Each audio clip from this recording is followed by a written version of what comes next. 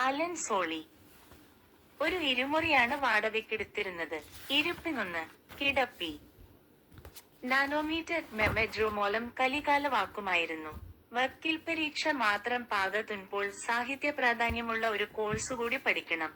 ഓക്സ്ഫോർഡും കേംബ്രിഡ്ജും സർവകലാശാലകളുടെ ചില കോഴ്സുകളുണ്ട്. അവയ്ക്ക് സമയവും പണവും കൂടുതൽ വേണ്ടിവരുമെന്ന് സഹ അടുക്കളിൽ നിന്നറിഞ്ഞു. ശരിക്കും ബുദ്ധിമുട്ടുള്ള കോഴ്സാണ് ആഗ്രഹിക്കൂ അതെങ്കിൽ ലണ്ടൻ മെട്രിക്കുലേഷന് ചേരുക എന്നൊരുപദേശം ഒടുവിൽ കിട്ടി. കഠിനാധ്വാനം വേണ്ടിവരും.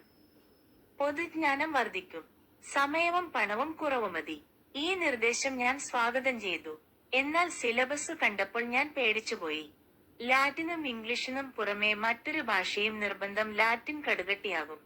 ലാറ്റിൻ പഠനത്തെ സുഹൃത്ത് ശക്തിയായി പിന്താങ്ങി. വക്കീലന്മാർക്ക് അത്യാവശ്യമാണ് ലാറ്റിൻ അറിവ്. റോമൻ നിയമത്തെക്കുറിച്ചുള്ളൊരു പേപ്പർ ലാറ്റിനിലാണ്. ഇംഗ്ലീഷിൽ ആഴമുള്ള അറിവുണ്ടാക്കാനും ലാറ്റിൻ ആവശ്യമാണ്. എനിക്ക് ബോധ്യപ്പെട്ടു. ലാറ്റിൻ പഠിക്കാൻ തീരുമാനിച്ചു. അതെത്ര കഠിനമായാൽ മന്നയും ഫ്രഞ്ച് ഞാൻ തുടക്കമിട്ടതാണ്. ഉപഭാഷ അതാകാം. വാ ഉണ്ടായിട്ടില്ല എന്ന പോലെ. വീട്ടുകാരു. ഞാൻ മെട്രിക്കുലേഷൻ ക്ലാസ്സിൽ ചേർന്നു. ഓരോ 6-ാം മാസവും പരീക്ഷയുണ്ട്. എന്നാൽ ക്ലാസ്സിൽ ചേരാൻ വൈകി. ഇനി 5 മാസം. കടക്കാൻ ബുദ്ധിമുട്ടാവുമെന്ന് തോന്നി. എന്നാലും പിന്മാറിയില്ല. ഇംഗ്ലീഷ് മാന്യനാവാൻ കച്ചകെട്ടിയവൻ ഗൗരവക്കാരനായ വിദ്യാർത്ഥിയായി ഇനി. എന്നാൽ നിർദ്ദിഷ്ട സമയപരിധിക്കുള്ളിൽ ലാറ്റിൻ എന്ന കൊമ്പിനെ എന്റെ ബുദ്ധിയിൽ തളക്കാൻ കഴിഞ്ഞില്ല. ഫലം വന്നപ്പോൾ ലാറ്റിനിൽ ഒട്ടും നിരാശപ്പെട്ടില്ല. ഒരംഗം കൂടിയാകാം. ലാറ്റിൻ ജയിക്കാമെന്ന് ജത്രമല്ല, ഫ്രഞ്ചിൽ കൂടുതൽ അറിവും നേടാം. ഐച്ഛിക വിഷയങ്ങളിൽ ചെറിയ മാറ്റമാകാം. രസതന്ത്രമായിരുന്നു എടുത്തിരുന്നത്. പരീക്ഷണ സൗകര്യങ്ങളുടെ അഭാവത്തിൽ ആ വിഷയം രസശൂന്യമായി അനുഭവപ്പെട്ടു. ഇന്ത്യയിൽ എന്റെ ഐച്ഛികങ്ങളിലൊന്ന് അതായിരുന്നു. അതെളുപ്പമാകുമെന്നു കരുതി രസതന്ത്രത്തിനു പകരം താപവും പ്രകാശവും എടുത്തു. എളുപ്പമാ ചൊന്നു കേട്ടത് അനുഭവത്തിൽ ശരിയാണെന്നറിഞ്ഞു. 2-ാം തവണ തയ്യാറെടുപ്പിനിടയിൽ ജീവിതം കൂടുതൽ ലളിതമാക്കാത്തുള്ള ഒരു ശ്രമം നടത്തി.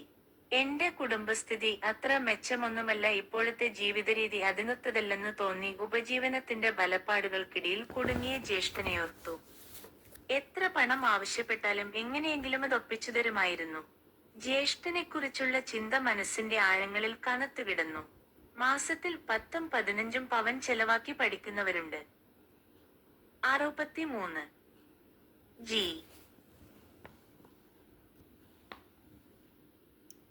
എന്റെ സത്യാന്വേഷണ പരീക്ഷണങ്ങൾ. അവർക്ക് മാസം തോറും സ്കോളർഷിപ്പ് പണം കിട്ടുന്നുണ്ടാവും. തീരെ പിശുക്കി കഴിയുന്നവരെയും എനിക്കറിയാം. എന്നെക്കാളും വളരെ താഴ്നിലയിൽ ജീവിക്കുന്നവരുണ്ട്. ഒരാൾ ചേരിപ്രദേശത്ത് ആഴ്ചയിൽ 2 ചില്ലിൽ വാടകക്കാണ് താമസിക്കുന്നത്. 2 പെനിക്ക് കിട്ടുന്ന ഒയാക്കോവരും ബ്രെഡുമാണ് ഓരോ ദിവസം ഭക്ഷണം. അത്ര ലളിതമായി ജീവിക്കാൻ എനിക്ക് പറ്റില്ല. എന്നാൽ ചെലവിനെയും കുറക്കാം. താമസിക്കാൻ 2 മുറിയെന്തിന്? 1 മതി.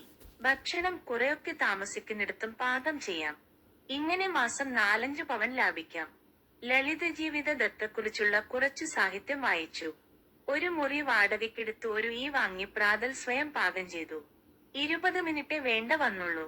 ഓട്സിൽ കഞ്ഞി തയ്യാറാക്കലും കൊക്കോപ്പൊടി കലക്കാൻ വെള്ള വിളപ്പിക്കലും മതി. ഉച്ചഭക്ഷണം പുറത്തുനിന്ന്.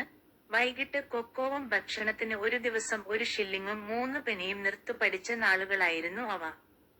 ലളിത ജീവിതം. സമയം സുലഭ.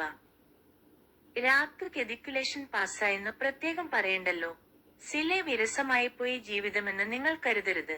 ഭൗതികവും ആന്തരികവുമായ ജീവിത മേഖലകൾ നന്നായി ഇണങ്ങിച്ചേർന്നു.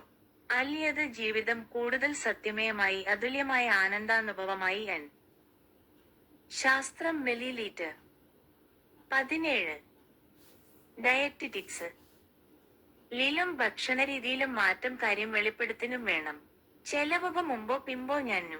സസ്യാഹാരവാദ ഒക്കുറിച്ചും കുലങ്കഷ മതപരവുമായ പ്രസപ്പെടുന്ന ജീവജന്തു സസ്യബുക്കുകളിലെ ബലനെ സംരക്ഷിക്ഷണ ചുമതലയും നവരും ഭരണീയവും ക്ഷണമാനന്ദം.